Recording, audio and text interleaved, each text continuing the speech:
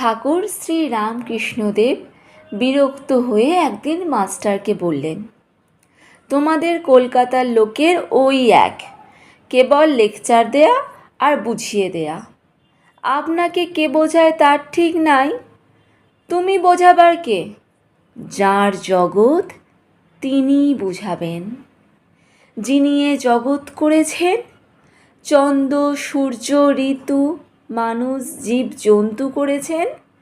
জীব জন্তুদের খাবার উপায় পালন করবার জন্য মা বাপ করেছেন, মা বাপের স্নেহ করেছেন, তিনিই বুঝাবেন।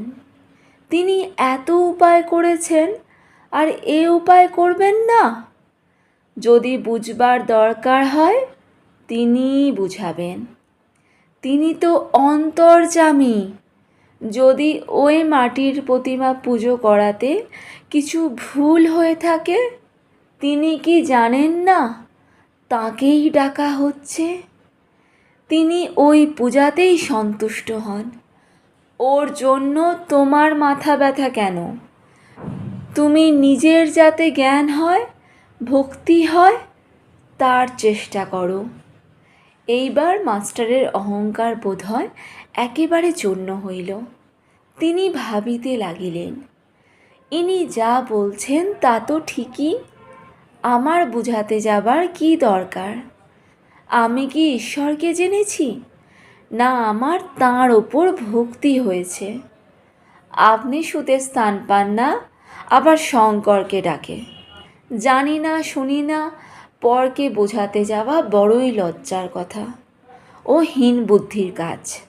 এ কি অঙ্কশাস্ত্র, না ইতিহাস, না সাহিত্য যে পরকে বোঝাবো? এ যে ঈশ্বর তত্ত্ব। ইনি যা বলছেন মনে বেশ লেগেছে। ঠাকুরের সহিত তাহার এই প্রথম ও শেষ তর্ক। ঠাকুর মাস্টারকে বলছেন, তুমি মাটির প্রতিমা পূজা বলছিলে। যদি মাটিরই হয়, সে পূজাতে প্রয়োজন আছে। নানা রকম পূজা ঈশ্বরই আয়োজন করেছেন।